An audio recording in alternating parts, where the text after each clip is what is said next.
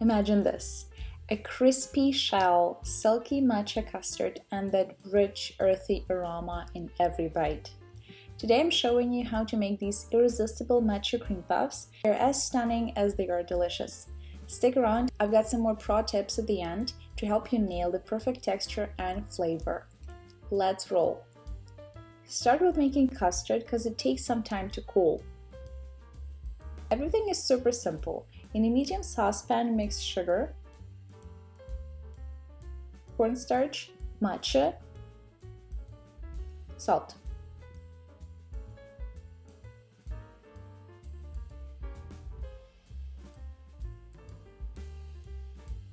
Add eggs and whisk together. Pour in regular milk. Cook on medium heat until custard starts bubbling. Stir often to prevent burning and lower the heat.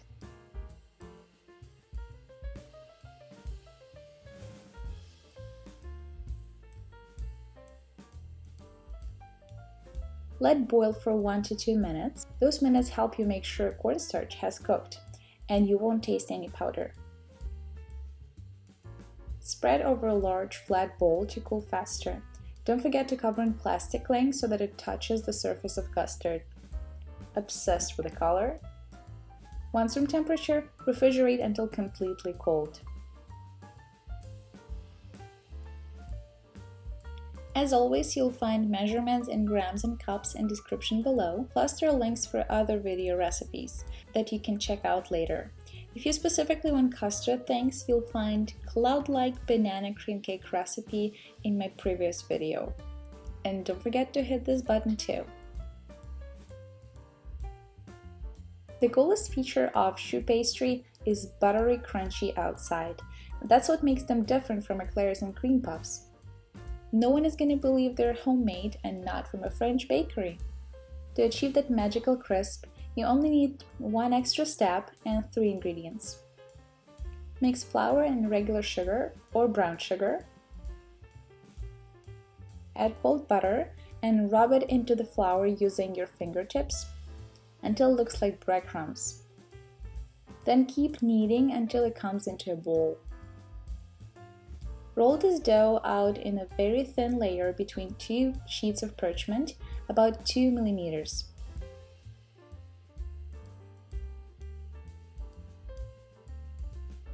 As you know, matcha is the flavor today, so you're welcome to substitute sunflower with matcha for the color if you'd like.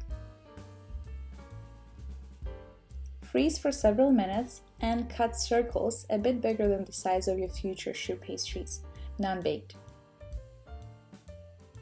Place circles in a container, layering with some parchment. For quick and convenient use a bit later. Back to the freezer. These puffed pastries are genuinely amazing. Heat creates this impressive hollowness inside that allows us to fill them with anything we can possibly want. To make them, we need saucepan again, heat water, milk, sugar, salt, and butter on stove until it starts boiling.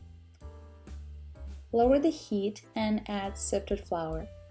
Sift for the best results even if packaging says pre-sifted. Actively stir and you'll see dough coming into a bowl. Keep it on low heat for another minute, kinda kneading it. You're also gonna see this film on the bottom of the pan.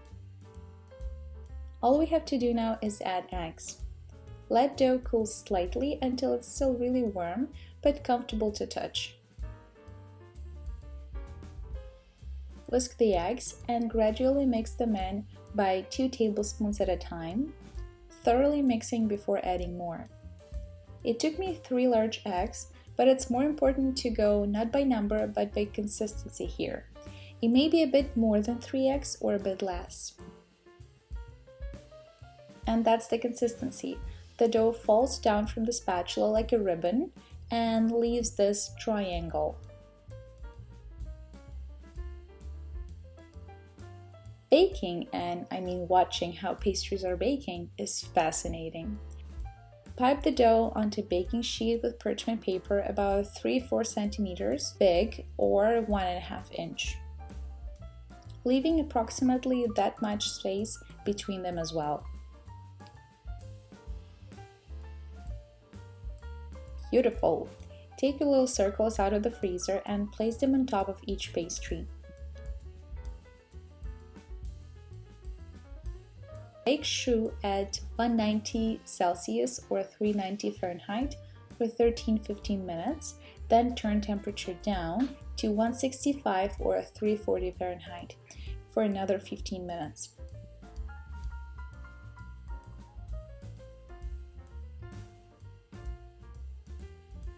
Remember not to open the oven prior to 30-minute mark.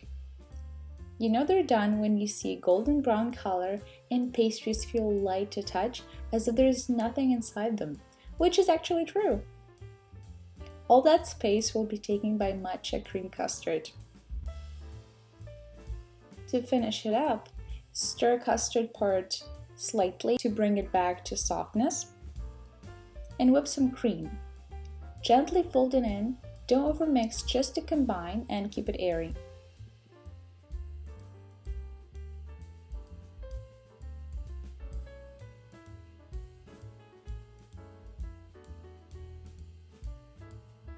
Use a piping bag with any sharp and pointy tip to make a hole underneath and fill choux.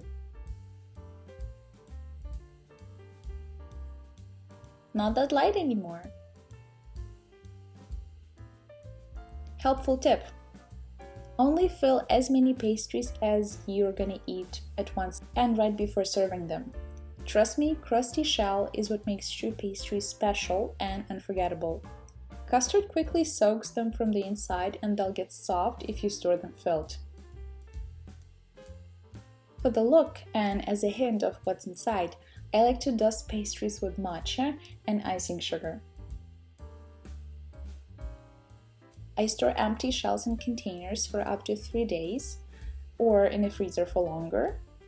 They will still lose that crunch, so place empty choux in hot oven for 5 minutes or even in an air fryer, by the way, to revive them. I didn't plan that, but it shows how crunchy and buttery choux pastries actually are when they're fresh. Let me know what other pastries you would like to see a recipe for, and I'll see you in the next video.